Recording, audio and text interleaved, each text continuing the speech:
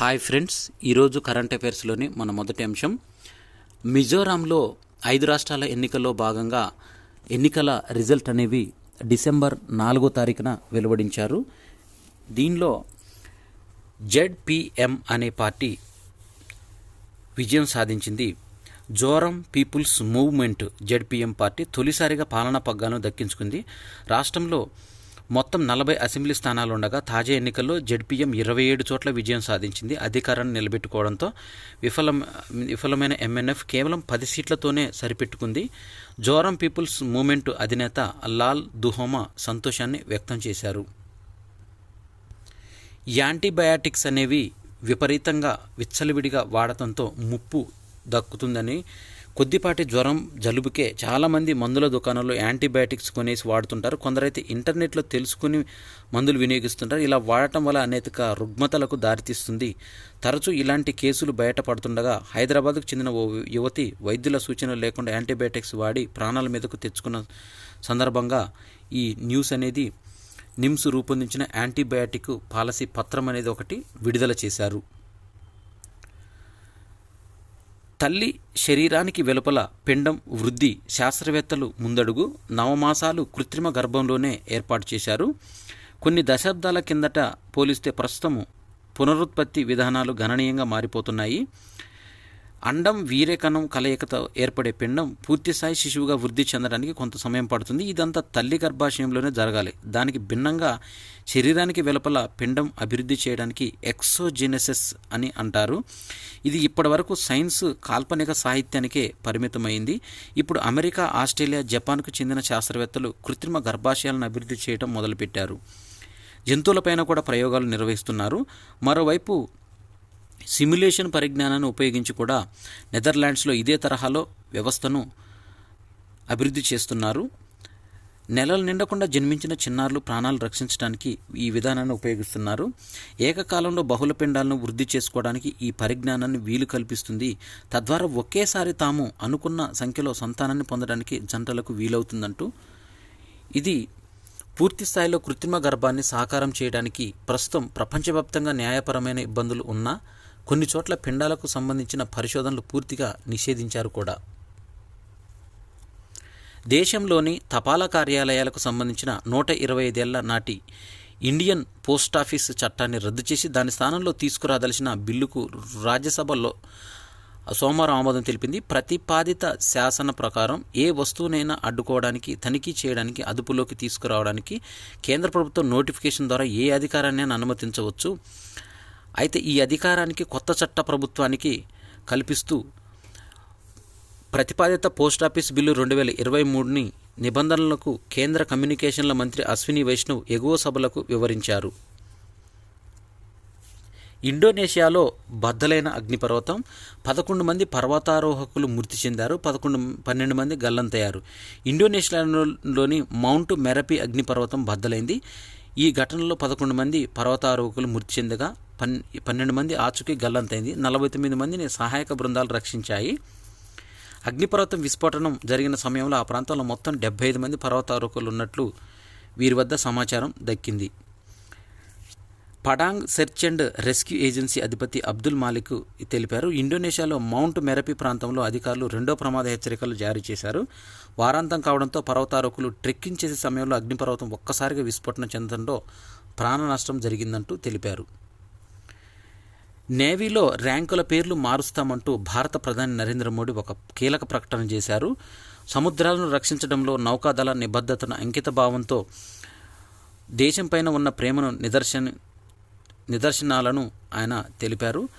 నౌకాదళ దినోత్సవాన్ని డిసెంబర్ 4వ తేదీన జరిపారు.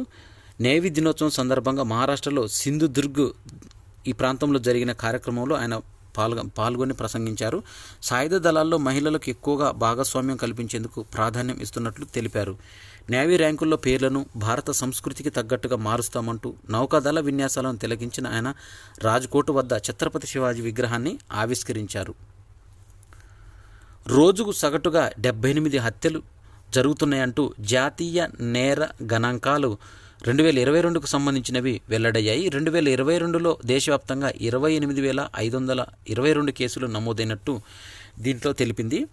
2022లో గుర్తించదగ్గ నేరాలు మొత్తం 58,24,946 నమోదయ్యాయి. ఇందులో ఐపీసీ చట్టం కింద 35,61,379, ఇతర ప్రత్యేక స్థానిక చట్టాల కింద 22 లక్షల కేసులు నమోదయ్యాయి.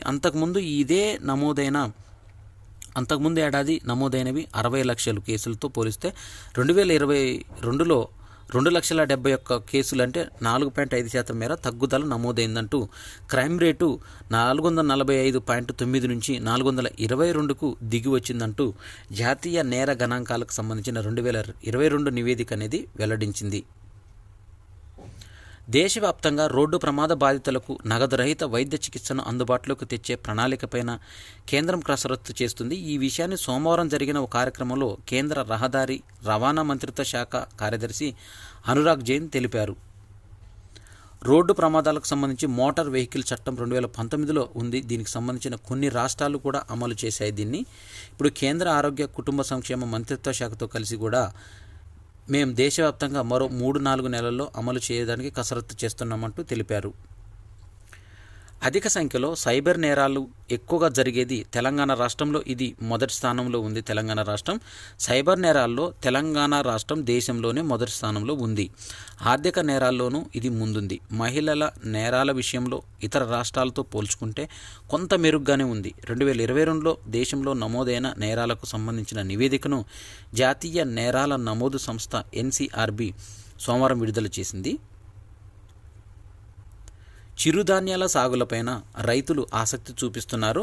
రాష్ట్రంలో చిరుధాన్యాల సాగుపైన గత ఏడాదితో పోలిస్తే ఈ యాసంగిలో సాగు విస్తీర్ణం బాగా పెరిగింది. రాష్ట్రంలో ప్రతి యాసంగి సీజన్లో సుమారు 6,30,408 ఎకరాల విస్తీర్ణంలో చిరుధాన్యాలు సాగవుతున్నాయి. ఈ సీజన్లో ఇదే సమయానికి 105,084 ఎకరాల్లో సాగు కావాల్సి ఉండగా ఇప్పటికే సుమారు 170,000 ఎకరాల మేరకు పంటలు వేశారు. ఇందులో మొక్కజొన్న విస్తీర్ణం అత్యధికంగా 124,278 ఎకరాలుగా ఉంది. హైకోర్టు న్యాయమూర్తుల బదిలీలకు కొత్త విధానాన్ని తీసుకొచ్చే విషయంలో ప్రభుత్వం సుముఖంగా ఉందని కేంద్ర న్యాయశాఖ మంత్రి అర్జున్ రామ్ మేఘ్వాల్ తెలిపారు. న్యాయవాద వృత్తి నియంత్రణ బిల్లుపైన సోమవారం లోక్సభలో జరిగిన చర్చల్లో మంత్రి పాల్గొన్నారు.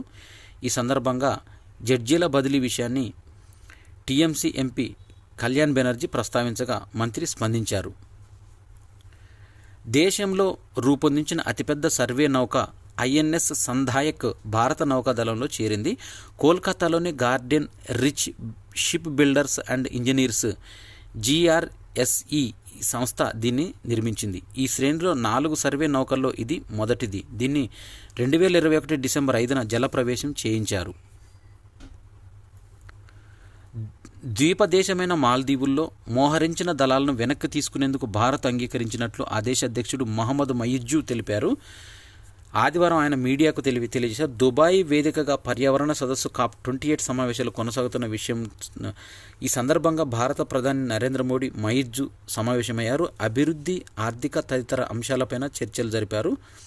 సదస్సులో భాగంగా ప్రధాని మోదీతో భేటీలో పలు అంశాలపైన చర్చలు జరిపారు. అలాగే మాల్దీవు దేశంలో ఉన్న భారత దళాలను వెనక్కి తీసుకోవాలంటూ మరోసారి కోరారు. విపరీతంగా పెరిగిపోతున్న వలసలను అడ్డుకునేందుకు ఉపాధి వీసాను మరింత కఠినతరం చేయాలని బ్రిటన్ ప్రభుత్వము నిర్ణయించింది. ఇక నుంచి అత్యధిక వేతనాలున్న విదేశీ వృత్తి నిపుణులకే వీసాలు ఇవ్వాలంటూ డిపెండర్లుగా వచ్చే భాగస్వామ్యాలకు కఠిన నిబంధనలు అమలు చేయాలంటూ బ్రిటన్ హోంశాఖ మంత్రి జేమ్స్ క్లెవర్లీ సోమవారం హౌస్ ఆఫ్ కామన్స్లో బిల్లు పెట్టారు. బ్రిటన్లో వృత్తి నిపుణుల వీసా పొందడానికి గతంలో ఏడాదికి 26,200 పౌండ్ల వేతనం ఉంటే సరిపోయేది. కొత్త నిబంధనల ప్రకారం ఆ వేతనం 38,700 పౌండ్లు ఉండాలి.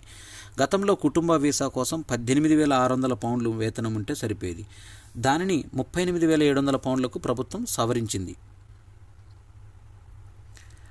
మూత్రనాళ ఇన్ఫెక్షన్ UTIను సులభంగా నిర్ధారించడం ద్వారా యాంటీబయాటిక్ ఔషధాల విపరీతంగా వినియోగానికి అడ్డుకట్ట వేసేందుకు దోహదపడగల సరికొత్త పరీక్షా విధానాన్ని త్వరలో అందుబాటులోకి రానుంది.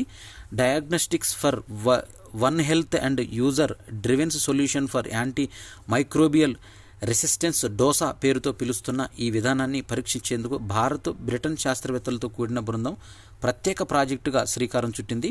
డోసాలో భాగంగా ఒక స్ట్రిప్ను మూత్రనాళాల్లో ముంచుతారు. మూత్రంలోని 2 సూచికలు ఉపయోగించుకొని బ్యాక్టీరియా ఉనికిని అది గుర్తిస్తుందంటూ, మూత్రనాళ ఇన్ఫెక్షన్తో బాధపడేవారు దీన్ని కొద్ది నిమిషాల్లోనే తేలుస్తుందంటూ తెలిపారు. ఐపీఎస్ నుంచి సీఎం దాకా ఎదిగిన జెడ్పీఎం అధినేత లాల్ దోహమా విజయం సాధించారు మిజోరాం ఎన్నికల్లో. వినికిడి లోపం ఉన్నవారు వీసా సేవల సమాచారాన్ని సులువుగా స్వతంత్రంగా అందుకునేందుకు వీలుగా కల్పించేలా భారత్లో తొలి సైన్ లాంగ్వేజ్ కాల్ సెంటర్ను విఎఫ్ఎస్ గ్లోబల్ ఆవిష్కరించింది. తొలి దశలో Australia, Bulgaria, Croatia, Cyprus, Denmark, Estonia, Finland, Germany, Iceland, Italy, Latvia, Netherland, Norway, Poland, Sweden, స్విట్జర్లాండ్కు వెళ్లే వారికి సేవలు అందించినట్టు ఒక ప్రకటనలో తెలిపింది. దశల వారీగా ఇది విస్తరిస్తుందని తెలిపింది. వినికిడి లోపం ఉన్నవారి కోసం భారత్లో తొలి వీసా సమాచార కేంద్రాన్ని అంచనాలకు ముందుగానే $5 లక్షల కోట్ల ఆర్థిక వ్యవస్థ 2027-28 కంటే ముందుగానే మన ఆర్థిక వ్యవస్థ $5 లక్షల కోట్ల స్థాయికి చేరుతుందంటూ, తద్వారా 2047 కల్లా అభివృద్ధి చెందిన దేశంగా అవతరించాలనే లక్ష్యాన్ని సాధించే దిశగా అడుగులు వేస్తుందంటూ కేంద్ర ఆర్థిక శాఖ సహాయ మంత్రి పంకజ్ చౌదరి లోక్సభకు తెలిపారు. అంతరిక్ష అంకురాలకు నిధులు ప్రత్యేక పథకాన్ని ప్రారంభించిన ఇన్ స్పేస్ పట్టణాభివృద్ధి, విపత్తు నిర్వహణల అంశాల్లో పనిచేస్తున్న అంతరిక్ష అంకురాలకు ప్రాథమిక నిధులను అందించేందుకు ప్రత్యేక పథకాన్ని అందుబాటులోకి తెచ్చినట్టు Indian National Space Promotion and Authorisation Centre in space వెల్లడించింది.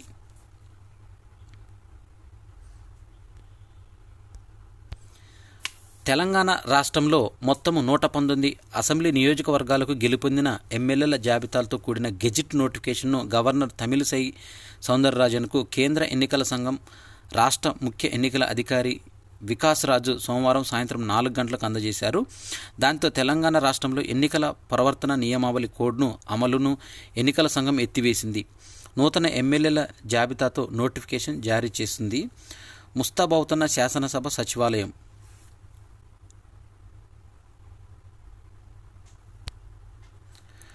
ఆంధ్రప్రదేశ్ రాజధాని అమరావతినంటూ కేంద్ర ప్రభుత్వం మరోసారి స్పష్టం చేసింది. దాన్ని మాస్టర్ ప్లాన్కు కేంద్ర పట్టణాభివృద్ధి శాఖ ఆమోదం ముద్ర వేసినట్టు వెల్లడించింది. పట్టణ పరిపాలన, నగరాల దీర్ఘకాలిక అభివృద్ధికి మాస్టర్ ప్లాన్ అత్యవసరమంటూ దేశంలోని 39% రాష్ట్రాల రాజధానులకు క్రియాశీలక మాస్టర్ ప్లాన్ లేదన్న వాస్తవమేనంటూ సమాజ్వాదీ పార్టీ ఎంపీ జావేద్ అలీఖాన్ సోమవారం రాజ్యసభలో ప్రశ్నించారు. తెలంగాణలోని సింగరేణిలో ఎన్నికలు డిసెంబర్ 27న జరుగుతాయంటూ ప్రకటించారు. తాజా ఓటర్ల జాబితాను కార్మిక నేతలకు అందజేశారు. మొత్తం 39,748 మంది ఓటర్లు ఈ ఎన్నికల్లో పాల్గొననున్నారు. ఇప్పటికే నామినేషన్ల ప్రక్రియ అనేది అక్టోబర్ 30 నుంచి ఎన్నికలకు నామినేషన్ ప్రక్రియ నిర్వహించిన ప్రక్రియ పూర్తి చేశారు.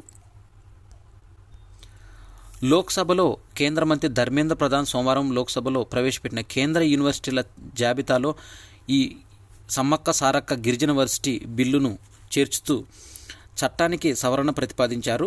తెలంగాణలో ఈ వర్సిటీ ఏర్పాటు చేస్తున్నట్టు కేంద్ర ప్రభుత్వం ఈ బిల్లులో ఉద్దేశాలు, లక్ష్యాల్లో పేర్కొంది. సమ్మక్క సారక్క గిరిజన విశ్వవిద్యాలయంలో వల్ల అక్కడి ప్రజలు ఉన్నత విద్య అందుబాటులోకి వస్తుంది. గిరిజన కళలు, సంస్కృతి, సంప్రదాయాలపైన పరిశోధనలు చేయడానికి, ఈ విషయాల్లో ఆధునిక సాంకేతికతను ప్రోత్సహించడానికి ఇది బాటలు వేస్తుందంటూ తెలిపారు.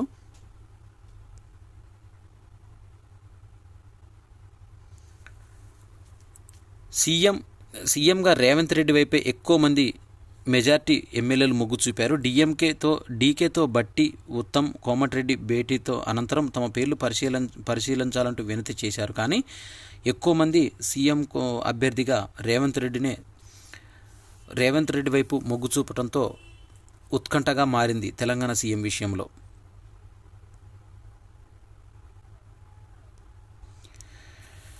ఆస్ట్రేలియా వర్సెస్ ఇండియా 5 మ్యాచ్ల సిరీస్లో మొత్తము ఈ T20లో ఎక్కువగా మన ఇండియా వారు 4-1తో విజయాన్ని అందుకున్నారు. ఈ సందర్భంగా రింకు అనే ప్లేయరు వార్తల్లోకి వచ్చారు. ఇతను అద్భుతమైన ప్రదర్శన ఇచ్చి భారత్ సిరీస్ గెలుచుకునే విధంగా ప్రోత్సహించాడు.